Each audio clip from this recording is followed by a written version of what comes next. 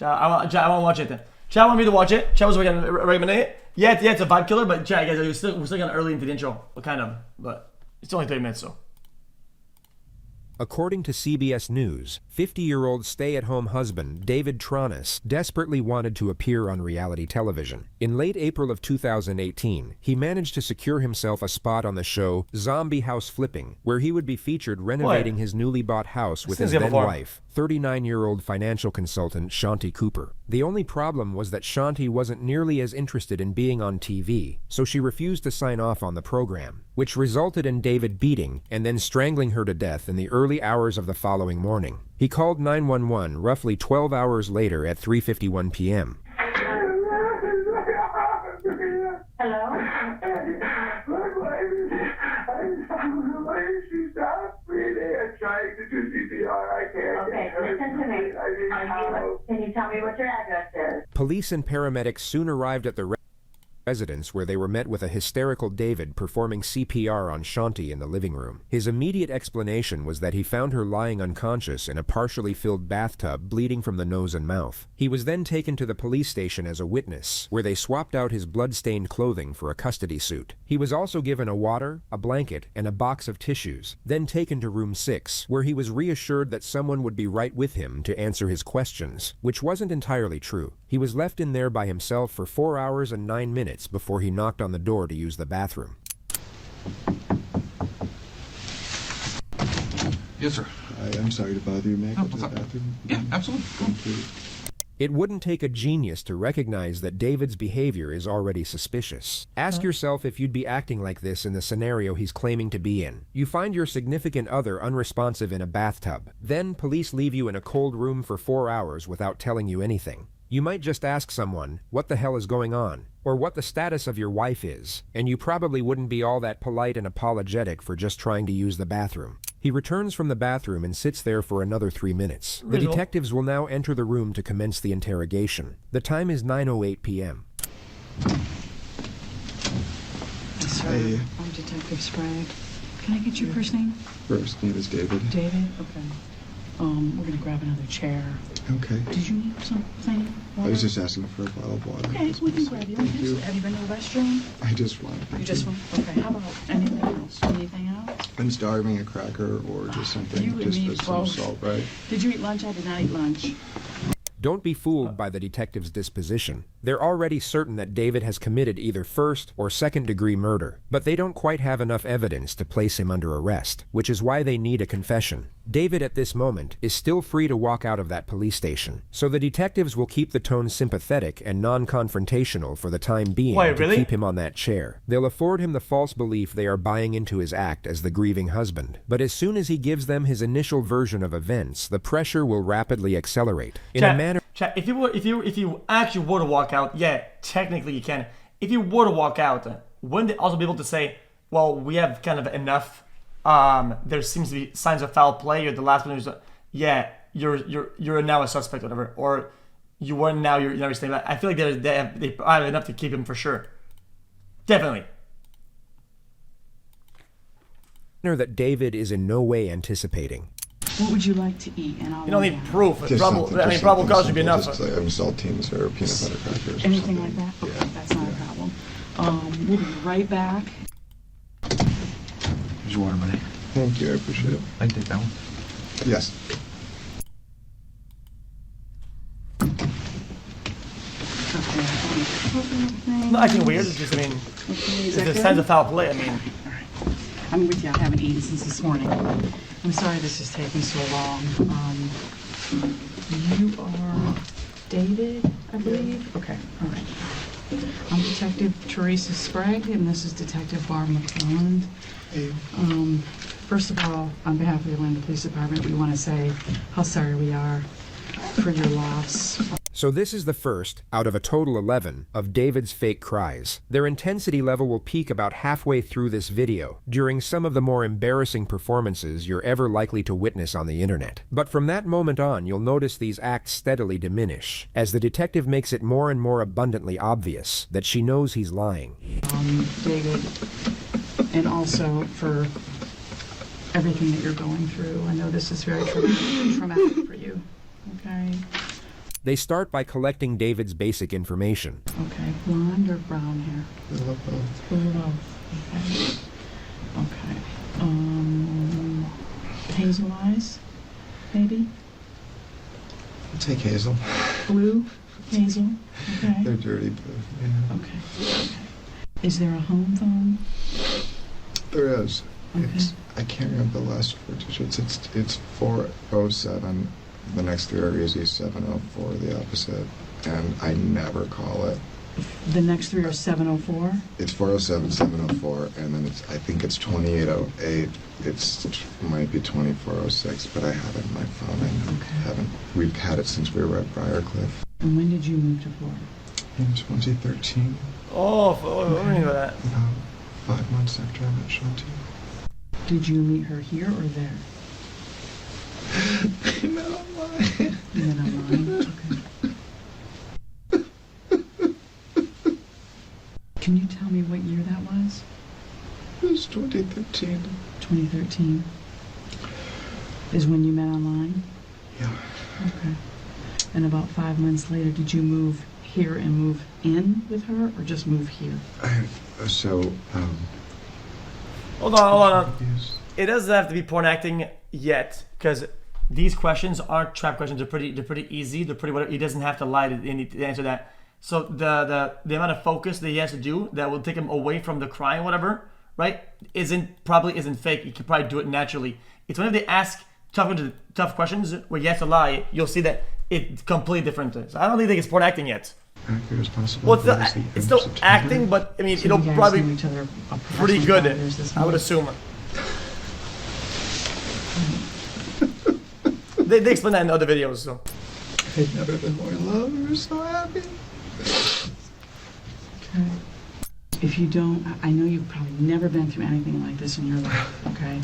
And I'm going to help you get through it. So if you have questions, you want to stop me, I please agree. do so. it doesn't fit the fact that she's murdered or yeah. But I do need you to understand your rights before we ask you about anything that happened in that home today, okay? All right. You have the right to remain silent. Do you understand that? I'm sorry? Yes. Sorry. Yes. Okay. Anything you say may be used against you in court. Do you understand that? Yes. Would you raise your right hand for me, please? Do you solemnly swear or affirm that the testimony you shall give in this case shall be the truth, the whole truth, and nothing but the truth? She did it right. Absolutely. Okay. All right. As So I in, need you to we're going to continue down this path about how you all met. I know you met on Match.com, and about 5 months of, what would it be, telephone, text, and... Now welcome me to the jungle, or else we just people started Gladro. every other weekend. They hit it off, moved in together, then went looking for a house to buy in Florida. We had an offer on a short sale and waited and waited and waited, and it fell through. And then we closed on the house on Copeland in April of 2015. So that you guys own the house free and clear. Is your name only on it, or was it both of yours? When we bought the house, we weren't married, and so we put it in a trust, and we just completed the trust paperwork. He put the house in his and his mother's names while leaving his wife out of it for, quote, planning and financial reasons. He asserts the decision was mutual, but whether Shanti actually knew about this or not is unclear. And so once you moved to Florida, you've been living together the whole time. Well, just I mean- home to home, just first with the well, I mean, you would know if your name is on something. You have to sign it. You have to partake in it. You have to be part in the process, whatever. I mean, also, yeah. What? Then Briarcliff and then this residence. But you've been together the whole time. Have you ever broken up? We had a couple fights. I think when Guys, if you say as a couple, we own the house, whatever, right? And you never sign anything. I mean, dude, we were living I'm not playing apart, Warzone chat. Okay. we spent a few nights apart. He says that he just spent a few nights with his mom, then drifts off into a statement about how Shanti was dedicated to work. The detective will now cut him off and steer the line of questioning back to the argument. But she's So a strong when you business. guys would argue when you would go to your mom's, it was just because she was busy all the time, or what would the beef be? The work had a lot of stress involved, Oh. and she would sometimes. We always agreed, later that she was just overworked and tired, and So she'd get a little snippy or short or yell, scream, what? Just irritable. Irritable. Just small irritability. And sometimes it just, that's not really, I don't really do that. It's not really, I just stand there. So I just, I would just say, well, I take a break or just let it, a little cool down period. And every time we did it, we came back. I think we only did it twice, but we were stronger. Okay. And has that happened since you moved where you are now? Because now we've got the added stress of the renovation.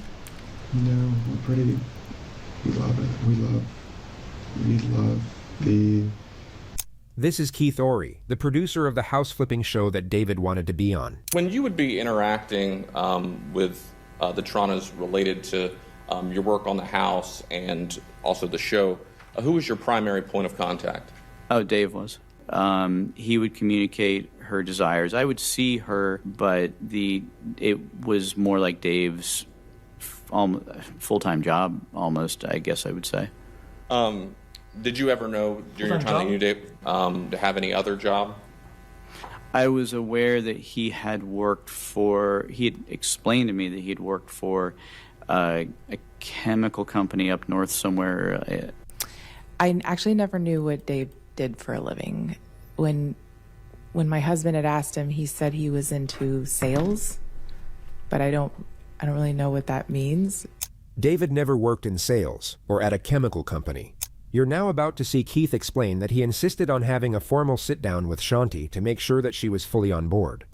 It was difficult to get them both together, but I explained ultimately that we couldn't go forward if I wasn't able to sit down with them both. Ultimately, you're able to get this sit-down scheduled. Tell the jury about that meeting. I arrived at the house to meet Dave and Shanti, and she was... by my estimation, unhappy to be there.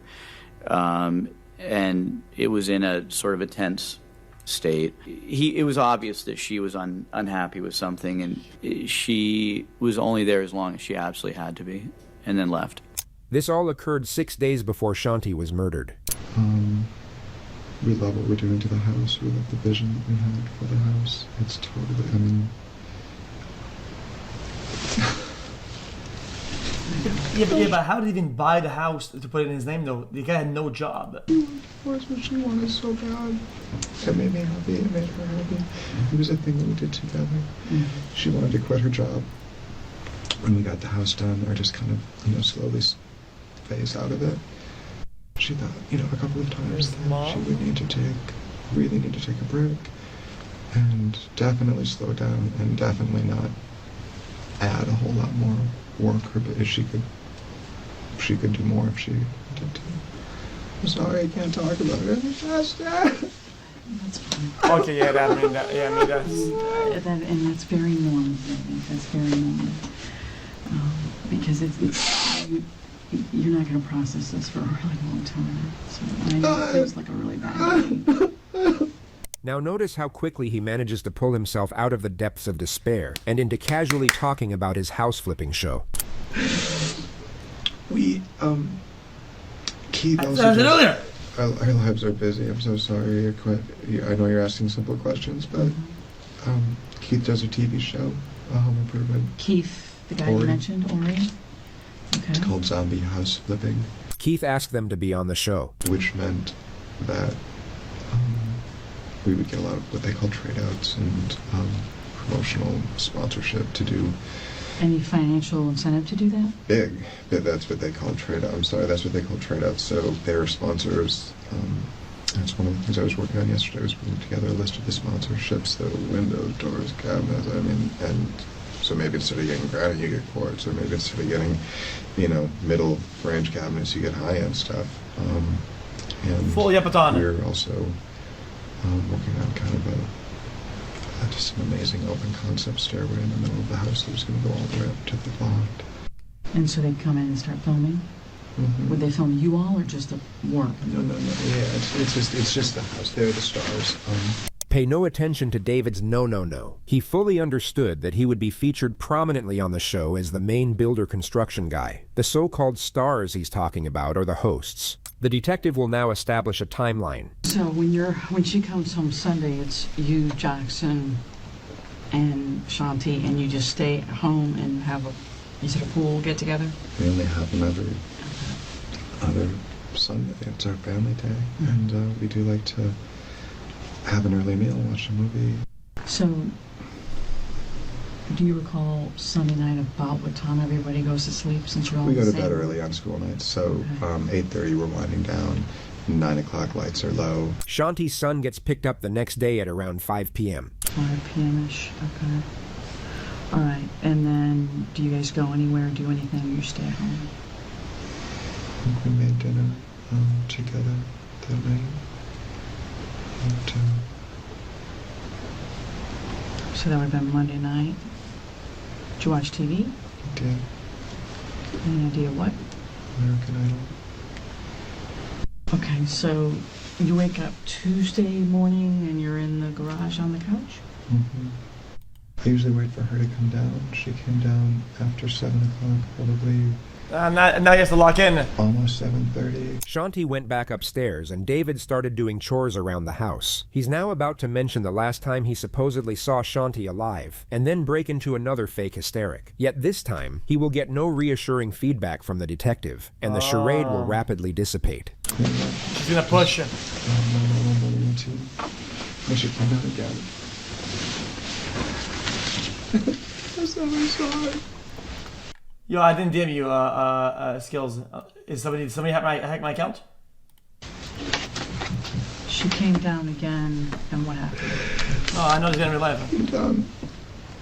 And I've thought about it. I've tried to think exactly what time it is, but I don't know exactly. I would say probably 9:15. And the reason I know that is She said she was going to the dentist, and he said he was going for a walk. He now attempts another fake cry, but gets ignored again. And Did you take the dogs for a walk? I went for a walk By yourself? by myself. And where'd you go? I went around Lake Lucerne and went out to Orange. He comes back home and feeds the dogs. That's all that I can remember until I went upstairs to see when we were going to pick up Jackson. Okay, and what happens when you enter the home? Is anything unusual? When you enter the garage apartment? So, I could hear the water is running, but it's not running. It's not like the sound of a shower running. It's just, it's trickling out of the spout. Okay, and so you walk toward the water that you're hearing? Yeah, walking to the bathroom. Okay. Just in case you didn't catch the passive-aggressive nature of that response, here it is again without subtitles. So you walk toward the water that you're hearing? Yeah, walking to the bathroom. Okay. Just look at David's face. Poor David really doesn't want to be getting grilled like this anymore. Keep in mind it's almost 11 p.m. He likely didn't get a whole lot of sleep the night before, and he's been acting his ass off all throughout the day. He'll at this point be exhausted, and want nothing more than to get out of that police station. Jack, but he doesn't want to challenge the Usually, JCS, most of the time, JCS doesn't have to push or reach to make a point. I feel like he's a bit of reaching here. I don't see as much. Losing her approval. Hence, he throws out a weak little display of passive aggression to see if she'll pick up on the hint, but it of course gets ignored. She will simply continue pressing with an unsympathetic tone, which will cause David to revert back to appeasement. He will then begin recounting the horrific circumstances under which he supposedly found Shanti. And as this unfolds, you will see a glaring disparity in David's emotional presentation. The door's open, and what happens? What do you see? I see her laying with her head in the right-hand corner, and it's just extremely awful, and it doesn't look natural. Obviously, she fell or something happened. But you did shut off the water. I did shut off the water and it drained, which tells me... Jeez, this guy. I could hear it draining when I pulled her out. I could hear. So that okay. So I guess that's this guy full this is all weird, right? Because she's in there. The water's on and it's draining. It doesn't make any. It just doesn't make sense. And it's not on all the way. It's on how like lukewarm, so just past half. And she's face down. So the first thing you do is what, if you recall? I reached out and grabbed her. I reached out and touched.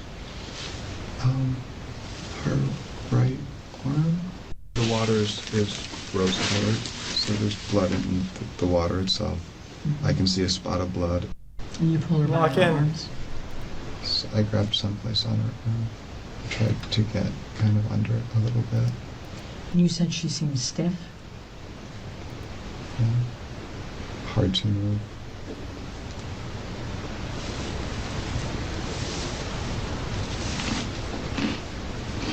There's something so incredibly unnerving in the sound of the casual crunching of his snack as he recounts in precise detail the limp and lifeless body of his wife, so we'll spare you the rest of it. I had to pull her and turn her a couple of times. Then she felt cold. You asked how she felt? She felt cold. She felt cold. I grabbed the, You grabbed the what? we had, when we did the bedding, we took the mattress cover off to wash it. The detective asks David to draw a map for the purpose of illustrating the timeline of his movements. She will now shift the line of questioning and begin to gradually intensify the pressure. When was the last time that two of you... I like to do that.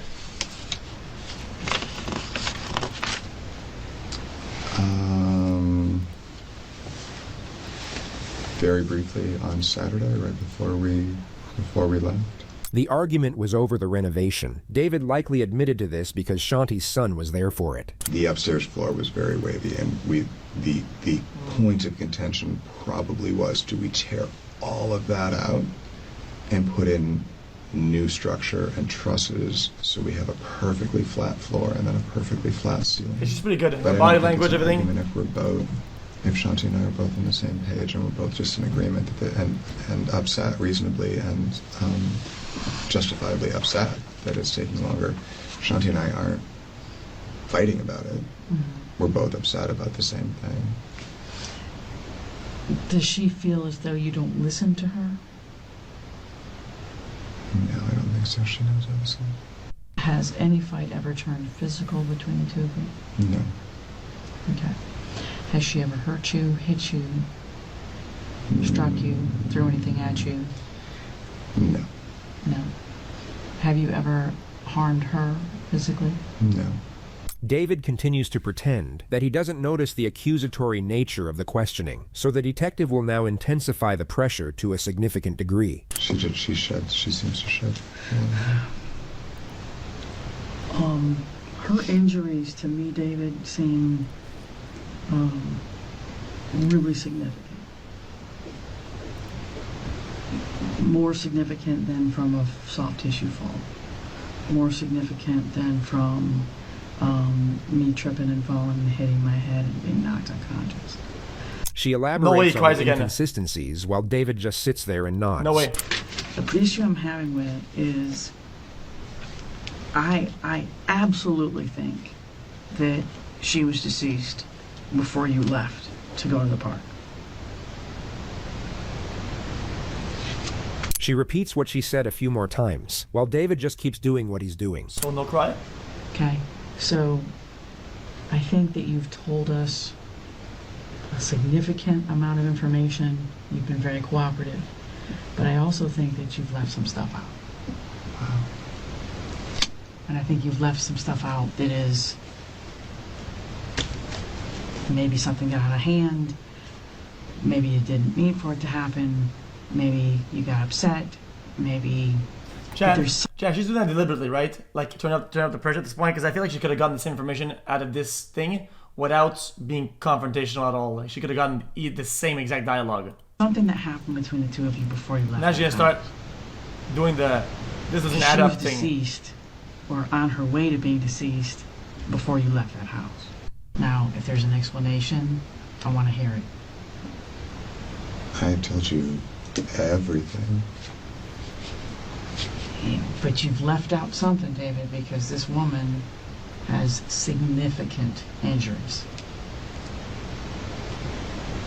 Okay, this is not from a fall. Did you harm Shanti in any way? Absolutely not. Did you choke her? Absolutely Did not. you strangle her? Without question, no. Did you beat her? No. Did you hit her with anything? Absolutely not. Okay. Do you have injuries? I do not. I do have some scratches. I thought she was going to give him a way out, like the... Okay. Maybe it's a misunderstanding. Maybe it was self-defense or whatever, and he would have went for it. Aside from the scratches from his plants, David had no injuries that could indicate a struggle. But this might explain why. You noticed a single earring on the nightstand? A single what? A single diamond earring on the nightstand. Yes. And what was the significance of that? Looks like she removed it before bed and didn't get a chance to remove the other one. Because you believe that's when the attack occurred. On the edge of the bed, where the blood was found on the side rail, yes. And I think when she turned to take that earring out, she didn't see it coming. Would you mind, just for me to be able to say David is a perfect gentleman and is in the clear and did not harm his wife, would you mind taking a polygraph and proving that to us? Absolutely. Okay. Would that be a possibility? Yeah. He's going to say, well, next time maybe or something. The detective No way. asks David if he wants another water, to which he says, sure. So she brings him a water and tells him they'll be right back with a polygraph machine. But instead of coming right back, they leave him in there for just over 2 hours, during which time they decide not to proceed with the polygraph, but simply ramp up the confrontation. Kind of missed that timing a little bit, though. Hi. You doing okay? Yeah, it's just... Did you sleep a little? I did. I know you've got to be exhausted. Or at least mentally. Yeah. I just want to point out some things to you that I think are unusual. There's so many, I really don't know where to begin, to be perfectly honest with you. I think that I find that the living arrangement I find to be completely unusual for you to be primarily living downstairs. I'm not primarily living downstairs. Well, sleeping. What I said is that I sleep down there, but I don't go down there until we're done with dinner, we're done watching TV, or we're done for the evening. Okay, just hear me out. Okay. So you don't go upstairs during the day while she's working. You leave her alone, and then Not entirely. I do go up there. Okay. But I don't work up there while she's on the phone because it's distracting. It's her office. I think that I've explained extremely well. She didn't sleep. She did, but you said... He continues defending the fact that he was exiled to the garage. I think it's an adjustment and a transition that she didn't feel like she could make right now because she couldn't afford the time that it would take. But she's sleeping in the only part of the residence that's semi-comfortable. You're sleeping in the garage with the dogs. how do you explain this woman's head being swollen, her eyes being black? And would never, ever hurt her. So when you pulled her out of the tub, you agreed with me that the water came out of the tub. There's not a spot of water on the floor, David. The carpet isn't wet. The carpet isn't wet from where she was pulled out of the bathtub, sopping wet, all the way around to the front of the couch. The carpet's not wet. There's no blood on the carpet. Notice how little David moves compared to the detective. It doesn't correlate with anything in particular. It's just sort of interesting to watch. My guess is she wasn't treating you very well.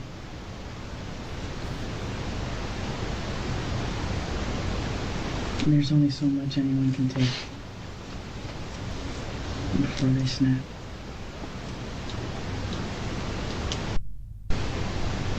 Appreciate the very kind things that you've said.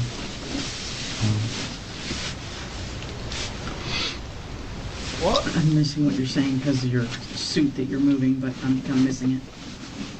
It's really loud, but I missed what you said because you're talking so loud. I'm sorry, it's falling off. I appreciate the things that you've said and the genuine consideration and thoughtfulness behind it. But David, you killed this woman.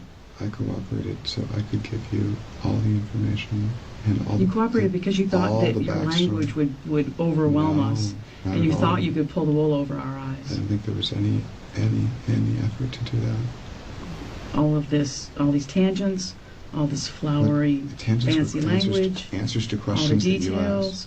asked. To questions that you asked. You know, you fake cried for about 7 or 8 hours, say.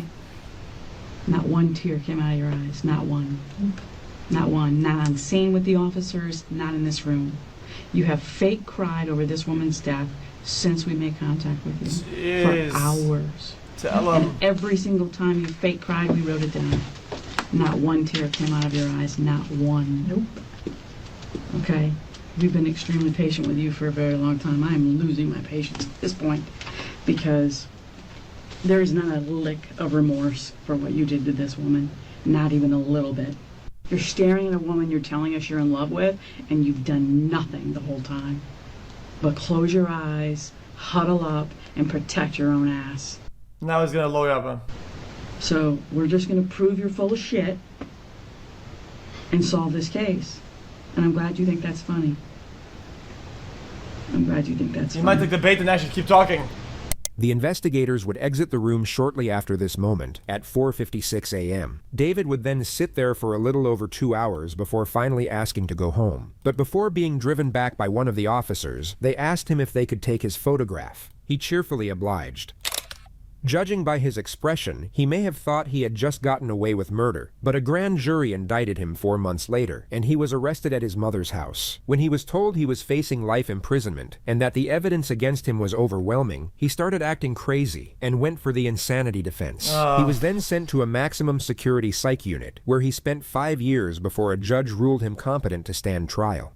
This is what he looked like on the day he was transferred back to jail. His trial You guys are classic, but champ, guys, they say every time I watch these videos, that's worse. It is genuinely worse. Like, people think, oh, insanity means that I don't go to jail. Nah, they go to a worse place. Began on October 12th and lasted 6 days. He maintained his plea of not guilty, with his official defense being that he was out of the house walking the dogs while an unknown intruder broke in and murdered Shanti.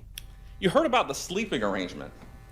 You heard how the defendant was sleeping in the garage with the dogs while Shanti was staying in the one-bedroom apartment, separate and apart from him. And this had been going on, for over a year. This was an intentional killing. A random stranger that comes into a house isn't going to, take the time that it takes to strangle a person, to move them to a tub. Not take anything? Doesn't make any sense. Leave no sign behind, no fingerprints, no DNA? That doesn't make any sense.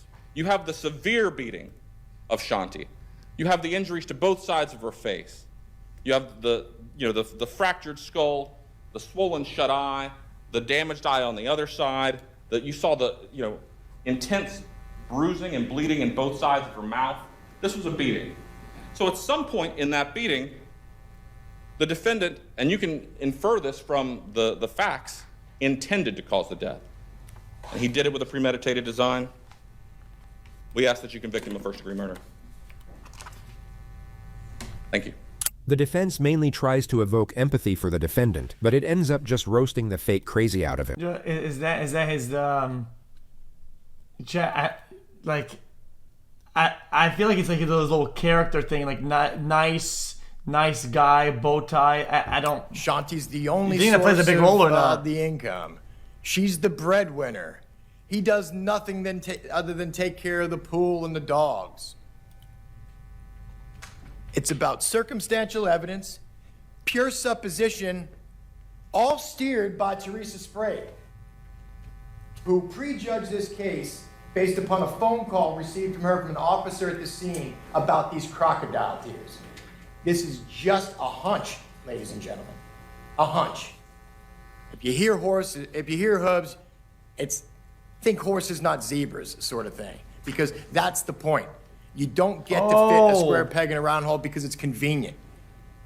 And that's what happened here. With the rush to judgment, with the confirmation. It's that sort of thing, chat. Me and you are both dumb. We didn't catch it. Bias. Those two detectives went into a room with David Tronis and worked him over. He sat there for 16 hours, bared his soul to them, literally and figuratively, told them what he knew, told them what he saw. The government's the one spinning here. Then flex The that government's Timex. the one taking the insignificant and stacking them into a pyramid. And I'm confident that after carefully deliberating, that you'll come back and return the only just verdict in this case, and that's a verdict of not guilty. Thank you. Verdict reads, we, the jury, find the defendant guilty of first-degree murder as charged in the indictment. So it says we all, dated at Orange County, Florida, on the 18th day of October, 2023, signed by the foreperson. In the midst of this tragedy, Shanti's impact as a mother was shown through her son Jackson. His victim impact statement was both heartrending and dignified. My family and I have been waiting for about 5 years for justice. I miss her so much. I would have never thought the day before was the last time I would see my mother alive. I miss the times where we would go to Universal, or just the simple times, like walking the dogs or going to the park. She was the best mom I could ever ask for. That's it. Defense, any questions? No, Your Honor. Thank you, Jackson. Mr. Tronis, anything you wish to say prior to sentencing?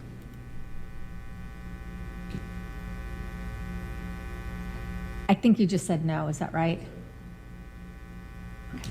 Then in this case, the court will adjudicate you guilty, will sentence you to life imprisonment. Luck to you, sir. And the court will be in recess. This is his latest mugshot. He is currently being housed at the Graceville Correctional Facility in maximum security, where he is expected to remain.